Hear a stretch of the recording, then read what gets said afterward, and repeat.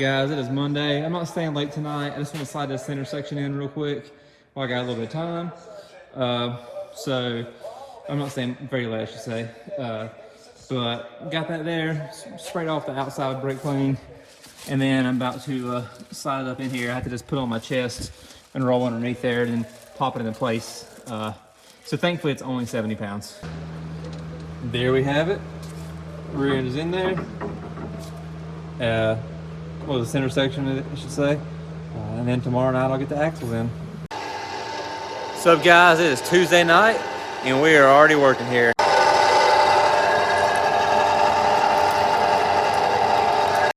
So what's going on here is we are drilling the dowels that hold the engine and transmission together.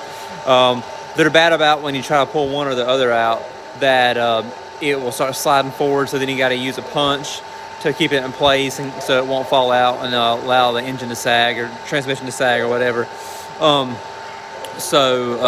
What we're doing, I had a good idea. I was like, well, let's drill these things out and tap them.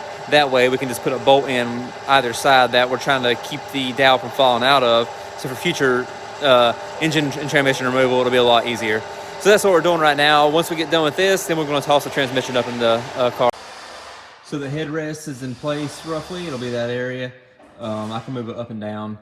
I'm going to have Alan over at Mean City Cycle put some foam on it. And if he doesn't have time, I'll have my wife put like a little, make me a little fabric piece to put around it, just so the foam itself won't get torn up by my Hellwind and Hans device and stuff. I also got the transmission in. Jordan and Jake helped out there. We're gonna rivet this panel in right here. We're just not gonna put the other one in permanently until I get the new hoses. Jordan has been yelling at me to replace my old transmission cooler, or not cooler, but transmission lines, and I'll admit they probably should be. So he wanted me to do some crimp stuff just because I've seen a lot of guys, almost wreck because of that, and he's right.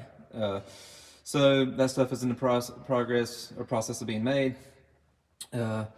And as you can see, I got other stuff in here.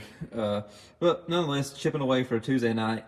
I'm gonna see how much more I can get done before I gotta pack it up and call it a night.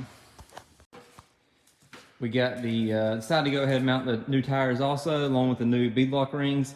I need to clean them up a little more, but it's after midnight. But as you can see, Enemies Racing USA, so the old ones just said Enemies Racing, because we are doing beadlocks here, for those who haven't followed my business page, and I'll have a video on that soon. We'll have more inventory here shortly. We were very overwhelmed with the amount of people who wanted the beadlocks that we offer, and needless to say, it's going to be a bit of a rocky road for a little bit, keeping up with demand, but we'll be manufacturing in the US here within the coming year. But anyways, that's where I'm at tonight. We got a good amount done. I got that panel riveted in over there as well. And then the headrest, of course, I showed that. So I'm gonna get over to Alan so I can get some foam put on it. But good progress. And throughout the week, I'll have some small stuff I can chip away on, and then I'll be ready to put the engine back in. Last night, guys, I stayed a little later. Didn't take long.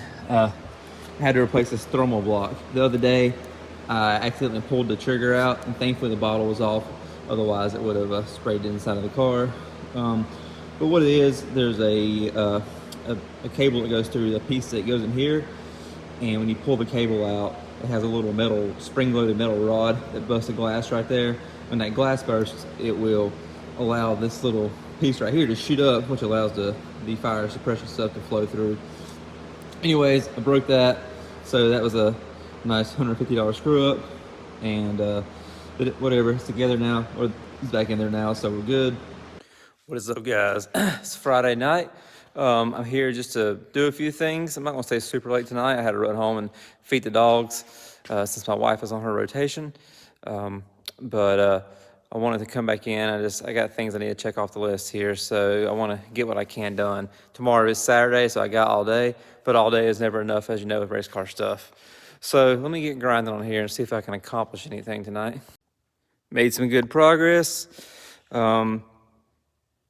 This is why I wanted to get in here, just because I knew I could get some things done. Got the dash in. Can't say for sure it's the last time, but Jordan did a killer job painting that thing. Got these hoses tied up. I'm leaving these a little loose because they do expand a lot. I'm going to blow some air through them tomorrow and to see how much they expand to make sure there's no restriction there, because that stuff, it doesn't lay as good as the vibrant stuff because it's not as heavy. So, but I do think also once it gets some heat and runtime into it, they won't stay flat. Panel on top of the transmission is just temporary.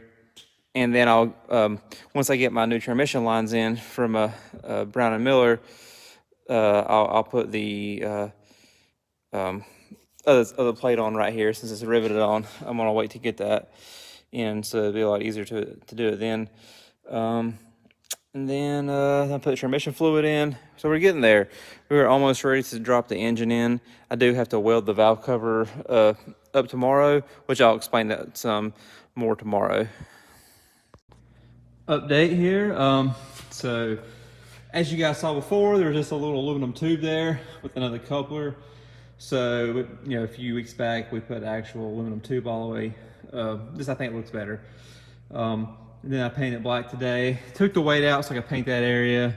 I would paint that bottle bracket, but I take the bottles off and I don't want to do that. These were all double nutted.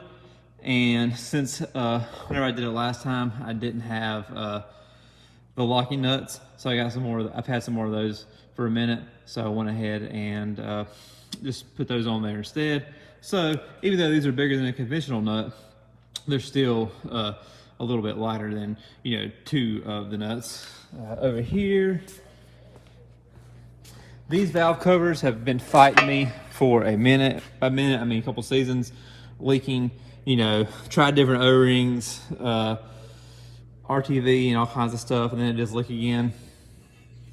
So I feel like I solved the situation. I'll know obviously within a little bit of runtime, but that is should be taken care of. I did get a little too much heat in there when I was filling the holes, but that does happen, and I don't really care. It doesn't bother me.